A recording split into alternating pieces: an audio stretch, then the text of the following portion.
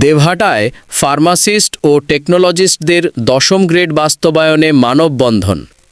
Abu Raihan, staff reporter. ছবি, চিত্র, বিস্তারিত। দেবহাটায় ফার্মাসিস্ট ও টেকনোলজিস্টদের আয়োজনে ১০ম গ্রেড বাস্তবায়নের দাবিতে মানববন্ধন অনুষ্ঠিত হয়েছে।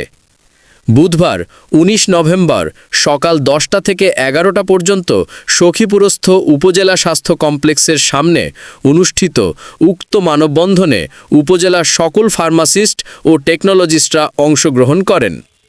মানববন্ধনে অন্যান্যের মধ্যে বক্তব্য রাখেন বাংলাদেশ ডিপ্লোমা ফার্মাসিস্ট অ্যাসোসিয়েশন বিডিপিএ এর সাতক্ষীরা জেলা শাখার সাংগঠনিক সম্পাদক রাসেল মিয়া, মেডিকেল টেকনোলজিস্ট রেডিওগ্রাফি জুয়েল মিয়া ও ফার্মাসিস্ট রামপ্রসাদ গুহ প্রমুখ।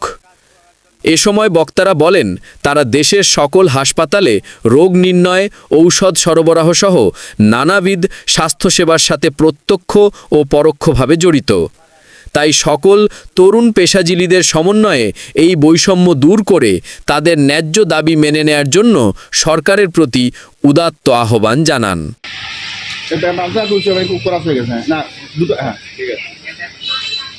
সাথে সামঞ্জস্যপূর্ণ।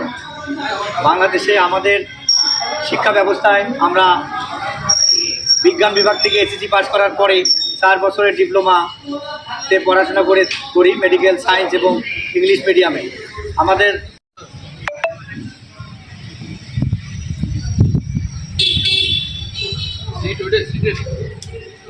সিট বড় একটা